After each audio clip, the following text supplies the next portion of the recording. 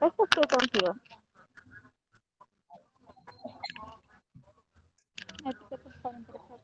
¿Qué pasó? ¿Qué precio tienen estas?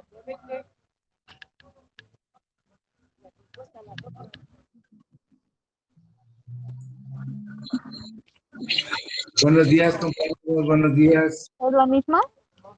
¿Sí? Ah, Buenos días, profesor. buenos días, profesor. Sí, es una chica que trae menos cuadritos. Este trae 6. Trae 10. Bueno, Bueno, buenos días, Buenos profesor. días, profesor. ¿Escucha? buenos días. Vamos a ver, compañeros, hoy vamos a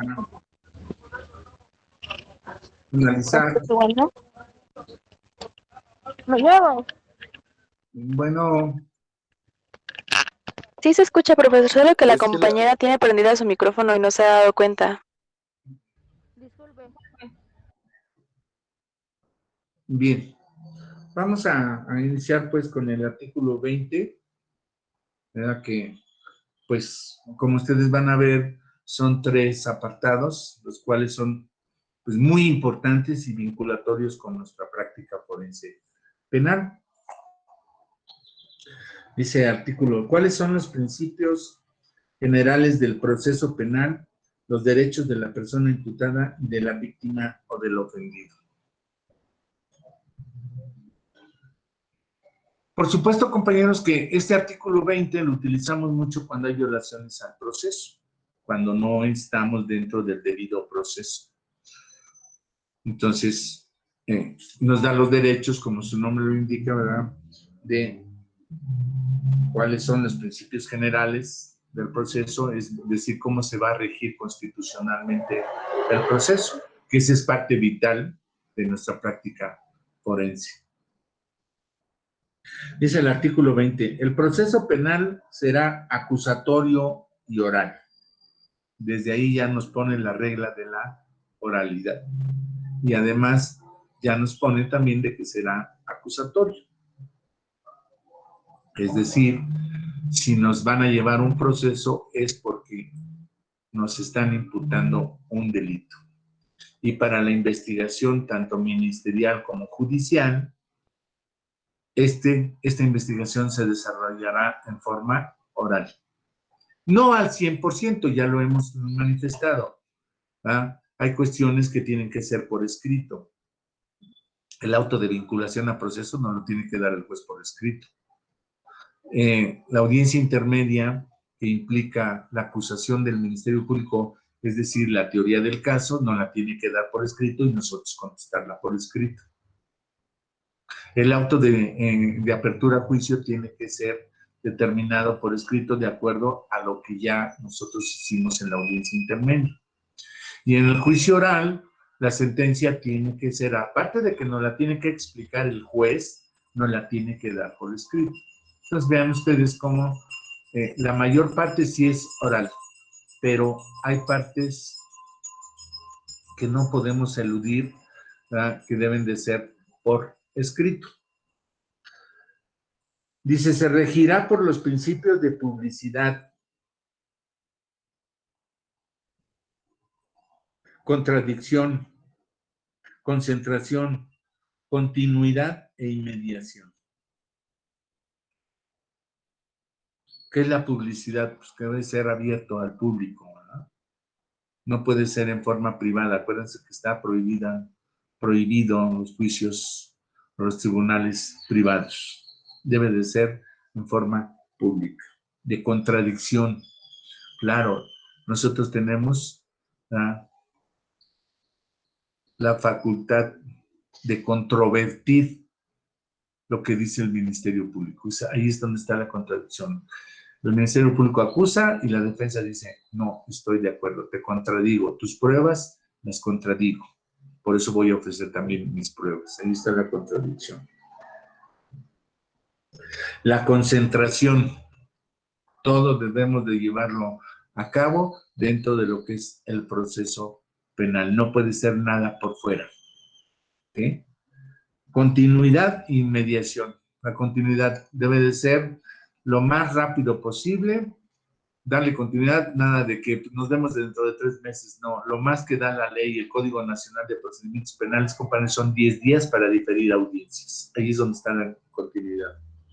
Y la inmediación, ¿qué significa inmediación? Inmediatez, ¿no? Darle celeridad al juicio. No se trata de tener juicios que duren 4 o 5 años. Lo más que puede durar un juicio son 2 años. Si se excede de eso, nosotros podemos solicitarle al juez que así como esté, cierre el juicio y dicte sentencia. Bien, dice apartado A, de los principios generales. Fracción primera. El proceso penal tendrá por objeto el esclarecimiento de los hechos, proteger al inocente, procurar que el culpable no quede impune y que los daños causados por el delito se reparen. Pregunta, a ver compañeros, a ver si recuerdan, ¿en qué momento empieza el proceso penal? Fíjense cómo aquí no habla de procedimiento penal, habla de proceso penal. ¿En qué momento empieza el proceso penal? ¿Bajo qué figura jurídica dijimos que empieza el proceso penal?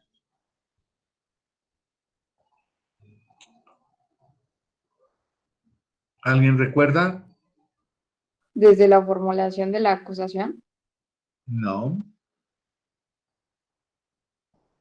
¿Alguien más?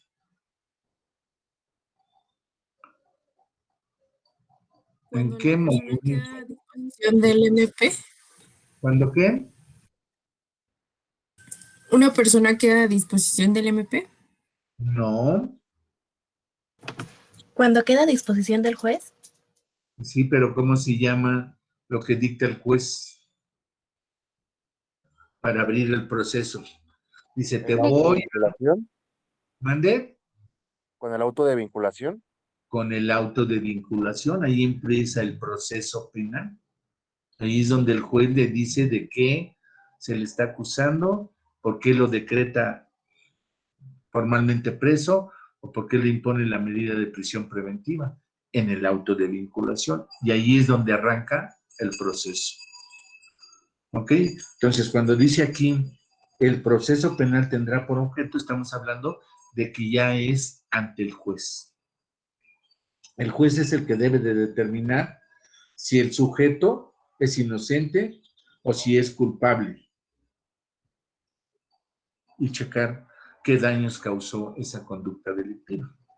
Pero estamos hablando de proceso penal y el proceso penal empieza con el auto de vinculación a proceso y termina con la sentencia que dicte el juez. Después dice fracción segunda. Toda audiencia se desarrollará en presencia del juez sin que pueda delegar en ninguna persona el desahogo y la valoración de las pruebas, la cual deberá realizarse de manera libre y lógica. Vean ustedes, aquí nos da los principios por los cuales se debe de regir el juez para dictar una sentencia de una forma libre. No puede ser presionado por nadie, ni por el presidente de la República, ni por el Partido Verde Ecologista, ni por el diputado, ni el senador, ni el empresario, nada. Debe de ser en forma libre, pero además de que implica esa libertad de que no puede ser presionado, el juez debe de utilizar todo su conocimiento y sus máximas de experiencia para determinar y valorar esas pruebas. Y además nos dice, de manera libre y lógica. ¿Qué entendemos por lógica? Haciendo uso de toda la razón, de esa lógica jurídica que nos permite llevar de un supuesto caso a una certeza del caso. El juez debe de aplicar precisamente toda la razón, todo aquel conocimiento que tiene para efectos de dictar una sentencia. Por eso nos ponen los principios de valoración de la prueba de una forma libre y de una forma lógica. Dice la fracción tercera, para los efectos de la sentencia, solo se considerarán como pruebas aquellas que hayan sido desahogadas en la audiencia de juicio. Queda clarísimo aquí. Si no se desahogaron en la audiencia. ¿Cuándo es? ¿En qué momento empieza la audiencia de juicio, compañeros? Eso ya lo vieron en procesal penal, debieron de haberlo visto. Para eso es el proceso penal. ¿En qué momento empieza? Como dice aquí, que aquellas pruebas que hayan sido desahogadas en la audiencia de juicio. ¿En qué momento empieza la audiencia de juicio? Con el desahogo de pruebas, ¿no? No.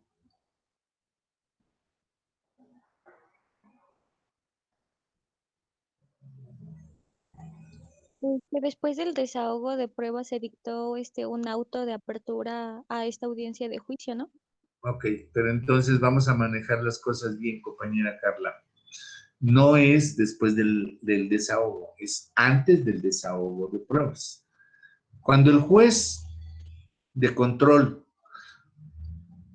ya aceptó, ya depuró las pruebas y ya dijo, estas son las pruebas que se van a desahogar en la audiencia de juicio, se las manda al juez de juicio. Ahí, hasta ahí llega la labor del juez de control y entra el juez de juicio.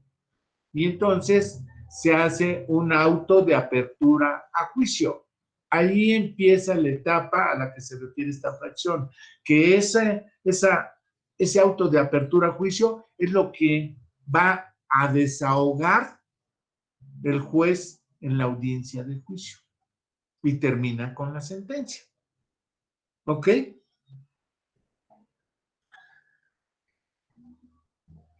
Dice, para los efectos de la sentencia solo se consideran como prueba aquellas que hayan sido desahogadas en la audiencia de juicio.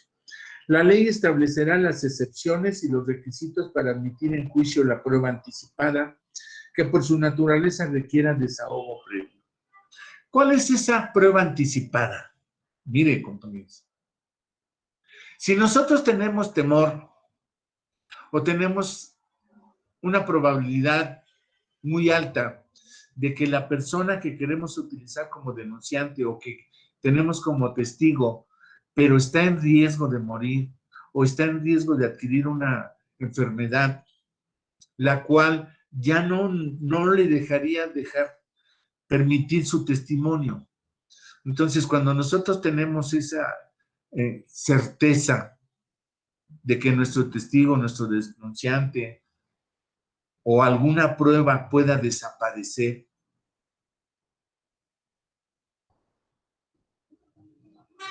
le tenemos que solicitar al juez en base a este artículo y claro, con los correspondientes del Código Nacional, tenemos que solicitar una prueba anticipada. Es decir, antes de que inicie el juicio, excepcionalmente, nos dice aquí en el artículo 20, excepcionalmente le decimos, juez, mira, tengo el temor de que mi testigo se muera, por lo cual solicito se le tome su testimonio en forma anticipada, sin que se abra todavía la etapa de juicio. Por eso se llama prueba anticipada. Y aquí lo señala perfectamente el artículo 20 constitucional, ¿sí? En su fracción tercera, ¿cuáles son esas excepciones y con qué requisitos se puede tener una prueba anticipada? A eso se refiere, compañeros.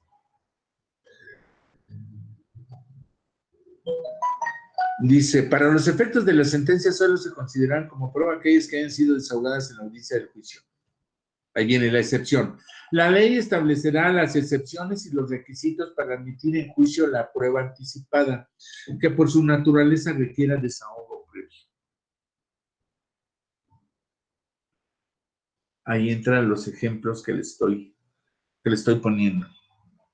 Antes de que se abra la etapa de juicio, nosotros podemos solicitar una prueba anticipada, siempre y cuando acreditemos con certeza jurídica de que el testigo, el denunciante, puede padecer una enfermedad o le puede venir a sobrevenir una enfermedad o incluso por cuestiones de causas extraordinarias, el sujeto va a salir del país, por ejemplo. Podemos solicitar una prueba anticipada. Bueno, en fin, eso ya lo veremos en el Código Nacional, pero esto es lo que se relaciona y a eso se refiere la prueba anticipada. Fracción cuarta. El juicio se celebrará ante un juez que no haya conocido del caso previamente. La presentación de los argumentos y los elementos probatorios se desarrollará de manera pública, contradictoria y oral. ¿Claro? Ya lo veíamos en los principios generales, ¿verdad? Respecto a la publicidad, contradicción, concentración, continuidad e inmediación. Pero aquí lo importante que es que el juez debe de estar presente.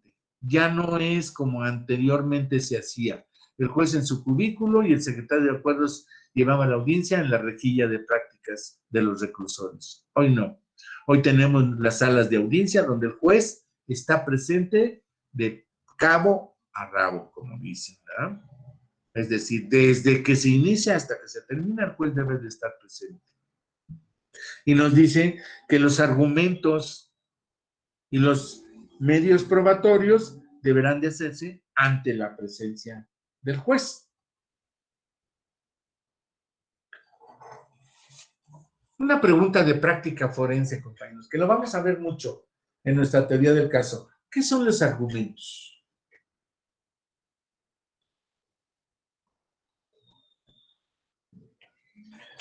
Yo siempre les recomiendo, y hoy lo hago, compañeros, de verdad. Miren, en vez de comprarse una chela o un pomo,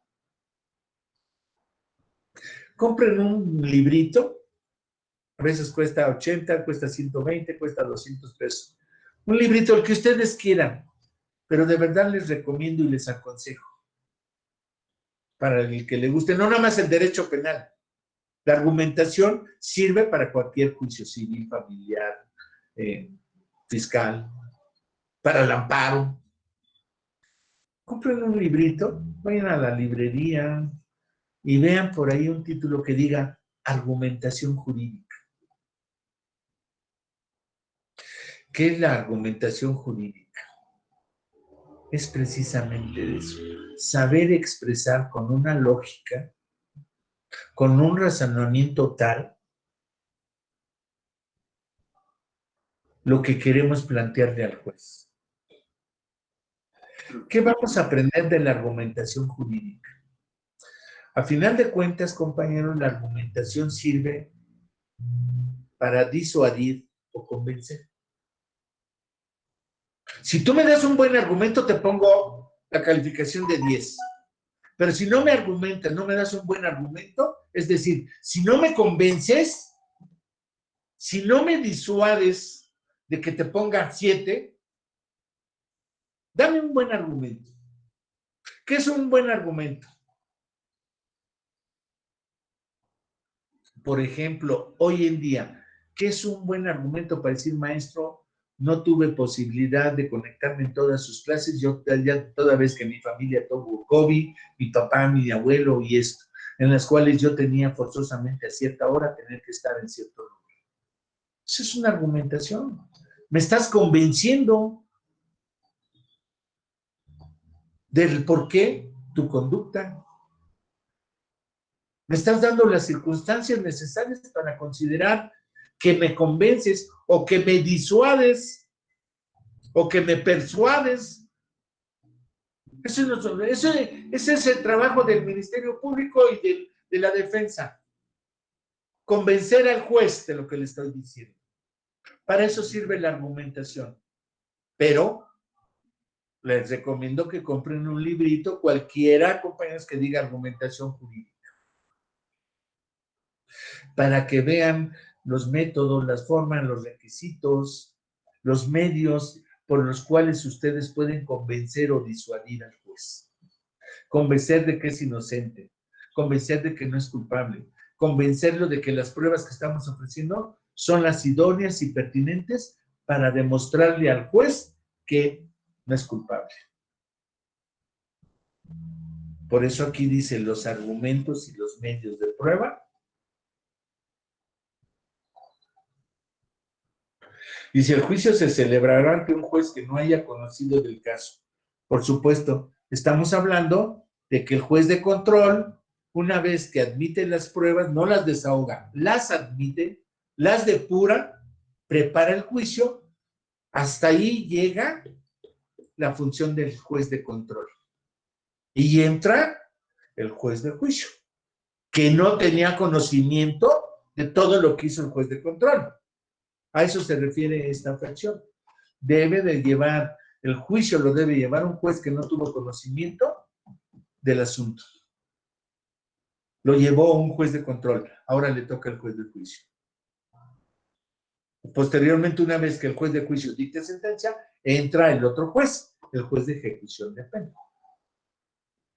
Y así es como está dividido nuestro procedimiento penal, en 3 jueces. El de control, el de juicio y el de ejecución de pena. Y los argumentos, ya les estoy diciendo, ¿qué son los argumentos? Pues son todas aquellas razones, ideales, materiales, psicológicas, biológicas, cristianas, religiosas, históricas, como ustedes quieran, con tal de convencer al juez. Y estos argumentos, por supuesto, deben ir avalados por unas buenas pruebas, que es como podemos llegar al fin de la argumentación. ¿Cuál es el fin del argumento, de la argumentación que hacemos? Convencer al juez, persuadirlo, disuadirlo. Esa es la función de la argumentación jurídica y eso lo utiliza el MP como la defensa. Cuando nosotros tenemos unos buenos argumentos y unas buenas pruebas, estamos seguros y le decimos al cliente, oiga, con esto yo estoy seguro de convencer al juez de que él no es culpable. Entonces, vean ustedes cómo aquí es importantísima la argumentación avalada por unas buenas pruebas, con el fin de convencer, disuadir o persuadir al juez.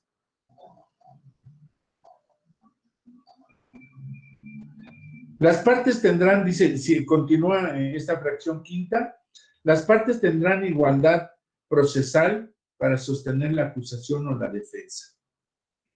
Aquí lo vamos a ver en el Código Penal. Fíjense cómo está elevado a norma constitucional el principio de contradicción.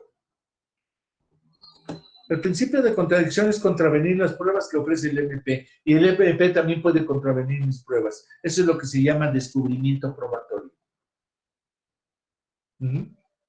Los dos tenemos la misma. Acuérdense que el Ministerio Público en el proceso se pone como parte en el proceso.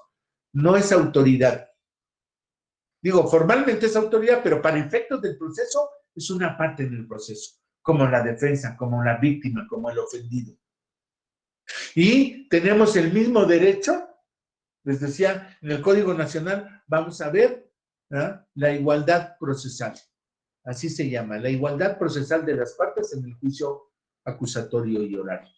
Y aquí está elevado a rango constitucional. ¿Sí? Yo tengo los mismos derechos y la misma igualdad del Ministerio Público para ofrecer, para controvertir, para interrogar, a eso se refiere esta igualdad procesal.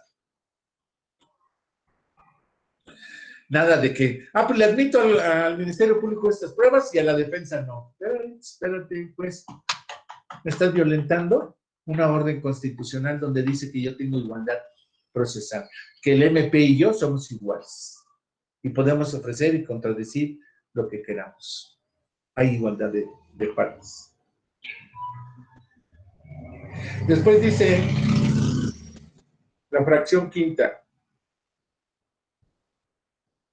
La carga de la prueba para demostrar la culpabilidad corresponde a la parte acusadora,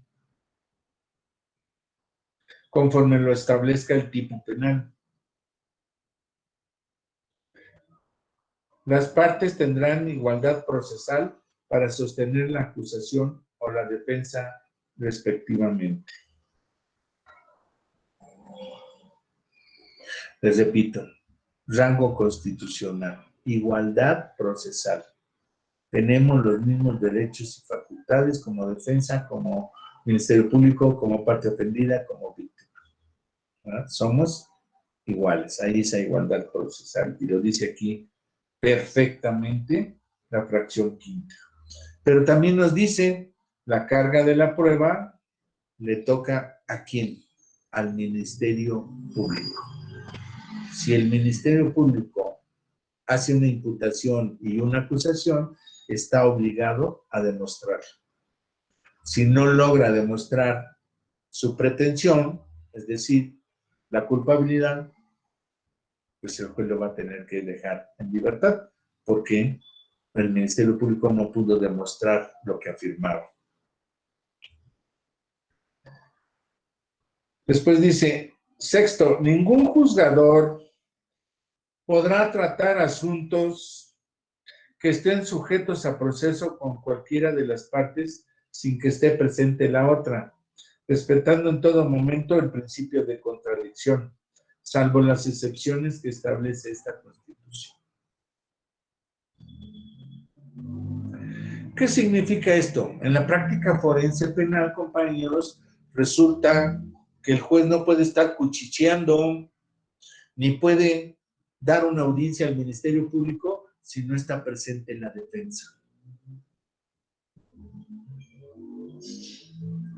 Al contrario, si la defensa pide una audiencia al juez para comentarle, para decirle, para pedirle algo, debe de estar presente el Ministerio Público.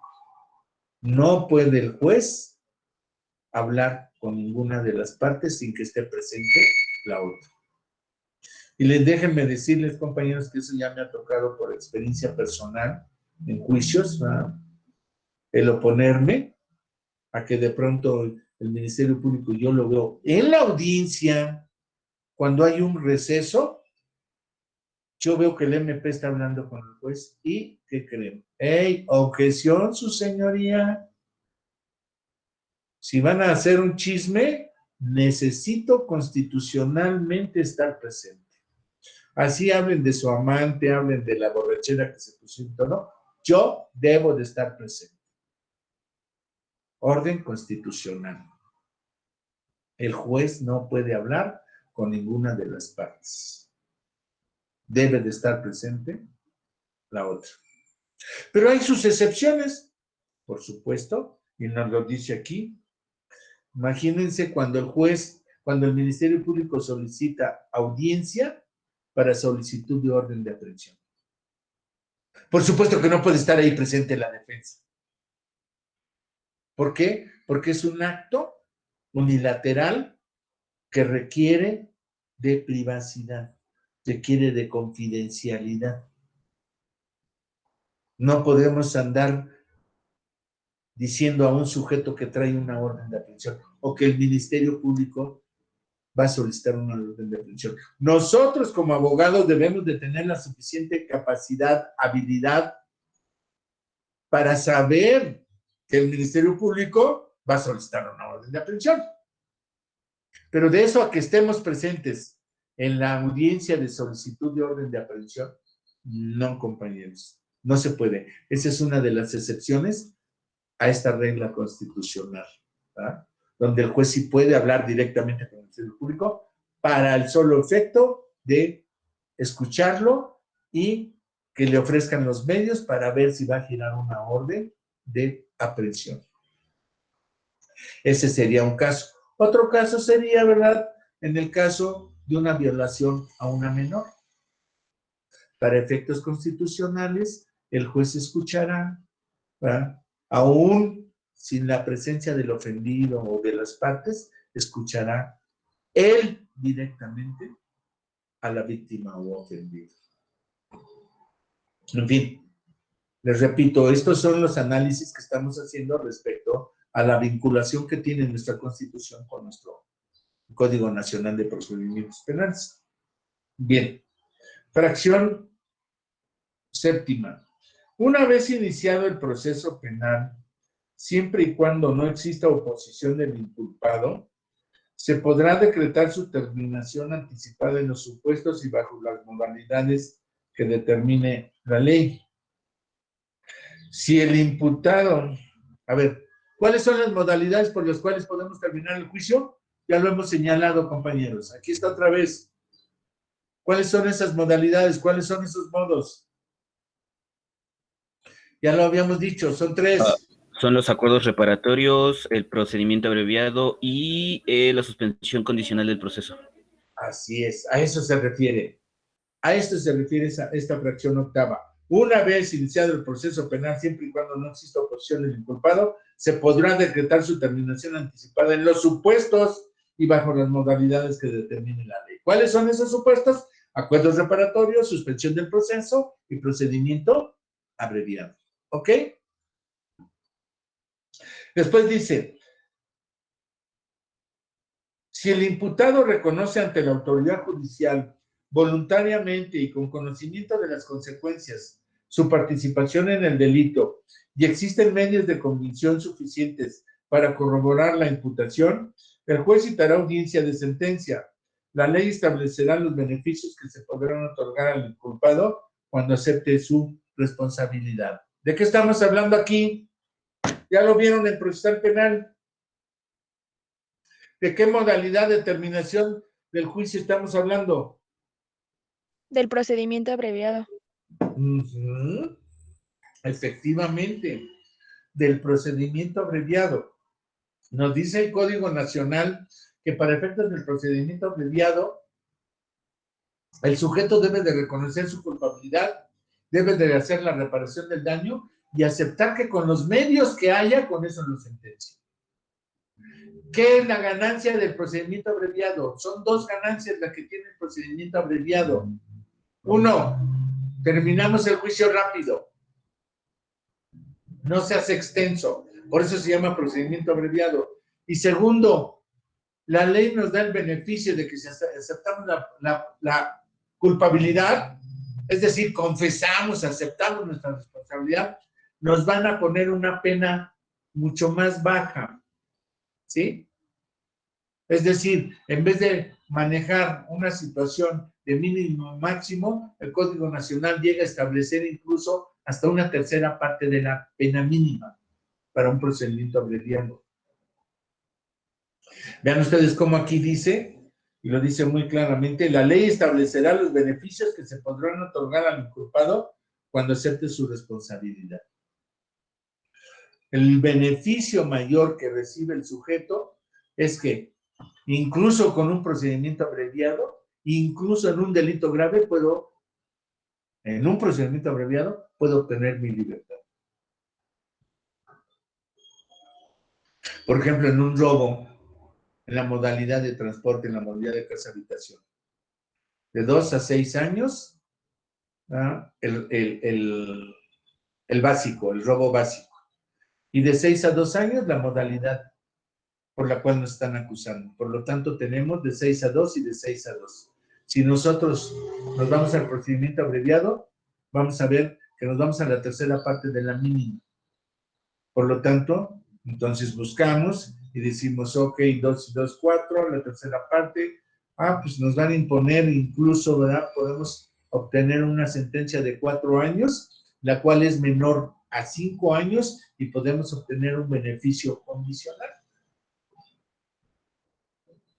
Y vean ustedes, nos evitamos el juicio largo y nos evitamos una pena mayor, porque nos concede el beneficio del procedimiento abreviado de una pena mucho menor. Por eso a veces uno le dice a la gente, ¿sabes qué? Mira, yo te aconsejo, de acuerdo a los elementos que yo veo, hay peritajes, hay testigos, hay esto, te van a poner una pena mayor. Mejor vámonos al procedimiento abreviado, aceptas tu culpabilidad, haces la reparación del daño y yo te aseguro que sales en libertad bajo un beneficio preliberacional. Eso es lo bueno del procedimiento abreviado, compañeros, y como ustedes ven, aquí está norma constitucional, ¿verdad? ¿Qué autoriza la Constitución? Esos procedimientos abreviados. Fracción octava. El juez solo condenará cuando exista convicción de la culpabilidad del procesado. Por supuesto. Esto se relaciona con lo que habíamos dicho, la argumentación y y los medios de prueba. El juez condenará cuando exista convicción de la culpabilidad. Fíjense, compañeros, que es más de una vez les voy a comentar. No vamos a tener clase, compañeros, ni miércoles ni jueves. Salgo precisamente al estado de Coahuila para aceptar el cargo. Ya les había comentado que me contrataron como abogado privado para llevar el asunto de un secuestrador que alega tortura. Entonces, le están aplicando el protocolo de Estambul. Por supuesto que aquí, referido a esta fracción, por eso les comento esto y aprovecho, el juez solo condenará cuando exista convicción de la culpabilidad. Como abogado privado de esta persona, allá en el estado de Coahuila, hay ciertas pruebas que lo implican que participó en el secuestro. Pero él alega que fue torturado para admitir que él participó. Por supuesto que tengo ciertas ganancias porque en las muñecas, después de 5 años, 7 años, todavía tiene marcas aquí en las muñecas. Y por mucho que lo hayan esposado, no deja marcas para 2 o 3, 4, 5 años. Pero aparte de eso, tiene una cicatriz en el párpado izquierdo, como de 2,5 centímetros o 3. Pero aparte de eso, compañeros, fíjense que le hicieron, ojo, le hicieron una seta en la espalda, con un cautín. Bueno, con un probable cautín, hay que demostrar todavía eso.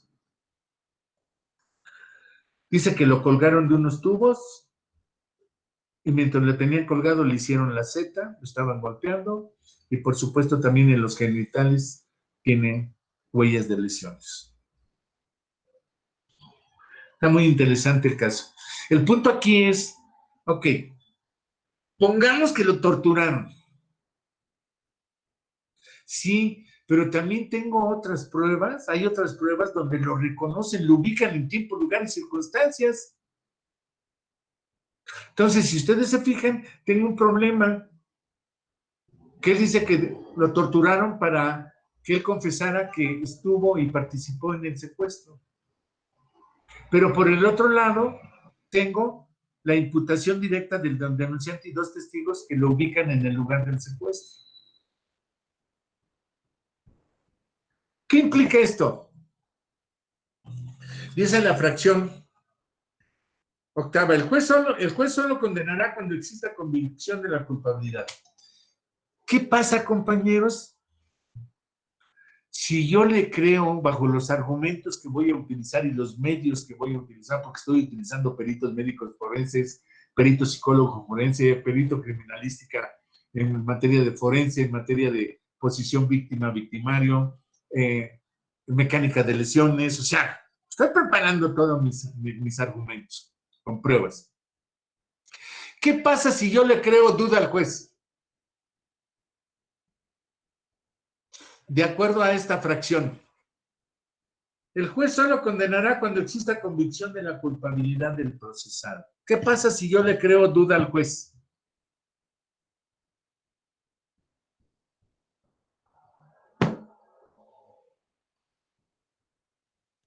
Pues ya hay ahí una duda razonable, ¿no? Por la cual no puede, o sea, usamos ese argumento de bajo duda. Claro, le estoy creando una duda razonada al juez, que es una duda razonada, una duda lógica. Juez, por un lado, hay 2 testigos y un denunciante que los ubico en el lugar, pero por el otro lo torturaron. Mira, te estoy demostrando la tortura. Aquí están las lesiones, aquí está. Entonces, juez, pues no tengo otro argumento más que, mira, sí lo torturaron para que confesara. Nada más decir el juez, pues sí, pero hay 2 testigos y la denunciante. Sí, señor, pero estoy demostrando la tortura. Entonces, pues yo le estoy creando la duda al juez. Bueno, entonces, ¿estuvo presente o no estuvo presente?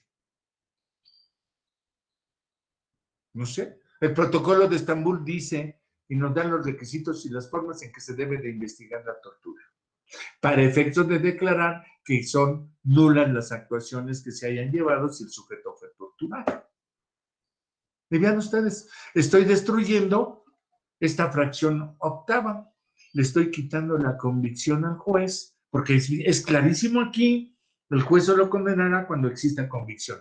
Y si yo le creo la duda al juez, estoy quitando esa convicción de culpabilidad. Y por lo tanto, ante la duda, dice el Código Nacional en su respectivo apartado de sentencia, que ante la duda el juez debe de absolver. Esa es mi pretensión, ese es mi argumento. Y por lo cual acepté el caso de tortura, del secuestro y de tortura allá en el estado de Coahuila. Porque además pues, estoy cobrando bien, ¿verdad? Pues, por supuesto. Ni modo que le cobre 10,000 pesos, ¿verdad? Bueno, motivo por el cual no vamos a tener clase mañana, miércoles ni el jueves. Si no hay otra circunstancia que me detenga ya, el viernes estaremos por aquí en clases. Para terminar estos artículos constitucionales, ¿verdad?, relacionados con él, y meternos ya directamente, ahora sí. Ojo, compañeros. Miren, nosotros vamos a ver el Código Nacional de Procedimientos Penales, y por supuesto yo los voy a llevar de la mano, ¿verdad? O sea, vamos a ir viendo los artículos que nos interesan para el procedimiento penal y para el proceso penal. Pero se supone que ustedes ya llevaron procesal penal. Por lo tanto, ojo, cuando yo les diga vamos a ver la audiencia inicial, es porque todos tenemos, yo y ustedes tenemos que estudiar todo lo que es la audiencia inicial. Sus requisitos, sus formas, qué debe de hacer el juez, la detención legal, ¿sí? La imputación, cómo se debe de llevar a cabo y todo. Pero se supone que ustedes ya vieron procesalmente esa figura. Por lo tanto, y se los comento para que no haya nada más de que, maestro, pues yo saqué 7 en el examen. Ah, pues sacaste 7 y otros 7 en el segundo, pues no exentas, ¿verdad? Te tienes que ir a final. Pero para efectos de yo poderme auxiliar, yo me voy a auxiliar de 2 formas, compañeros. Primero, con la participación de cada uno de ustedes. Por lista, yo le voy a decir, a ver, fulanita de tal o fulanito de tal. De acuerdo a lo que estudiamos en la audiencia inicial, ¿qué debe de hacer la defensa en la audiencia inicial? ¿Cuáles son los actos que lleva a cabo el Ministerio Público en la audiencia inicial? Por lista. Y esa va a ser la participación de ustedes.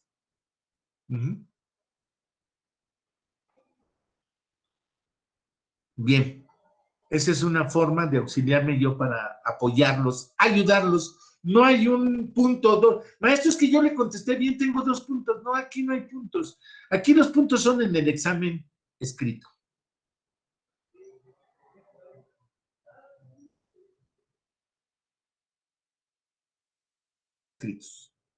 Lo que saquen en ese examen, para mí eso es lo que me importa, porque la ley universitaria dice que calificarás conforme a los exámenes escritos.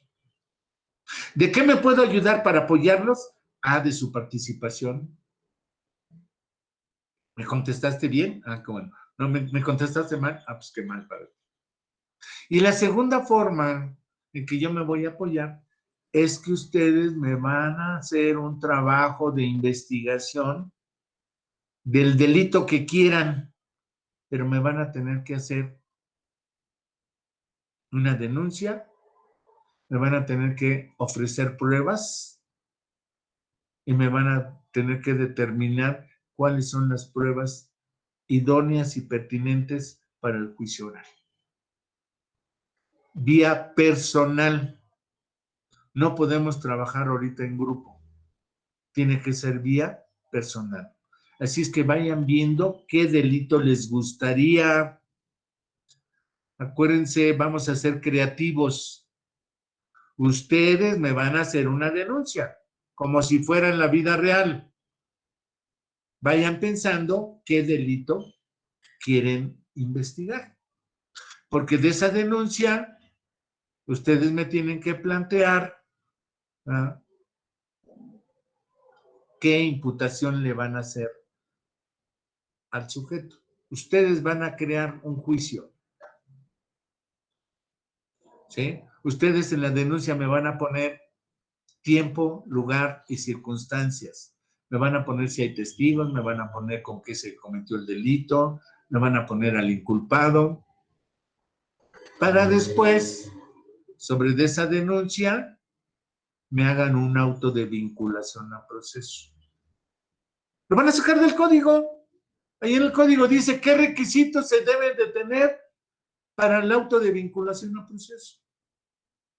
Y lo van a hacer ustedes uno por uno. Después del auto de vinculación a proceso, claro, vamos a ir platicando todas sus circunstancias, me van a hacer una formal acusación como Ministerio Público. Pero después de esa formal acusación me van a hacer una contestación como defensa a esa formulación de acusación.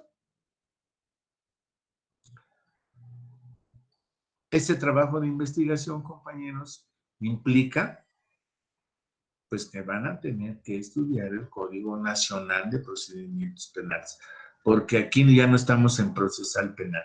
Aquí estamos ya para practicar la teoría del delito y el proceso penal. Lo vamos a practicar. Y lo vamos a practicar de esa manera. Cada uno me va a hacer una denuncia del delito con sus circunstancias de tiempo y lugar, para después desarrollar un auto de vinculación a proceso, después una formal acusación, una contestación a la formal acusación, ¿verdad? Y vamos a dejar preparados para que hagamos un auto de apertura a juicio. Esa va a ser nuestra práctica forense. Y van a ver cómo vamos a tener que ver toda la etapa procesal. Claro, la vamos a ir leyendo. No crean que les estoy diciendo, pues háganlo y ahí nos vemos. No. Vamos a ir viendo cada etapa del proceso penal. ¿Cómo lo vamos a hacer? ¿Cómo se practica? Pues por eso estamos en práctica forense penal. ¿Qué debe de decir el MP? ¿Qué debe de decir la defensa? ¿Qué debe de decir el juez? En el auto de vinculación a proceso, ¿el juez cómo va a determinar que lo deja libre o lo deja detenido? Eso es lo que tenemos que practicar, porque eso es en la vida real lo que vamos a llevar. Y por eso es importante, les repito, que compren ese librito de argumentación jurídica. Les va a ayudar profesionalmente. Pero aparte de eso, me interesa mucho su participación oral. Porque acuérdense que ahora ya los juicios son orales, no nada más el penal, todos son orales. Por lo tanto, ustedes tienen que participar oralmente. Tienen que aprender a hablar profesionalmente. Esa es la idea, compañeros. Y eso es lo que vamos a llevar a la práctica. Bueno, le dejamos hasta aquí en esta fracción, compañeros. Nos vemos, si no sucede alguna otra circunstancia, nos vemos el viernes. Mientras, vayan pensando, compañeros, qué delito, cómo formalizar una denuncia de un delito que ustedes quieran investigar. Esa va a ser la investigación que les va a ayudar a sus calificaciones de exámenes escritos. Así es que, como ustedes verán, tenemos mucho que aprender, mucho que estudiar. Nos vemos el viernes, si no sucede otra cosa. Que tengan un buen día, compañeros. Hasta luego. Gracias, profesor, que esté muy bien. Hasta luego. Hasta luego, profe, que lo vea bien. Hasta luego. Gracias, profe, hasta luego. Gracias, profesor, éxito. Hasta luego.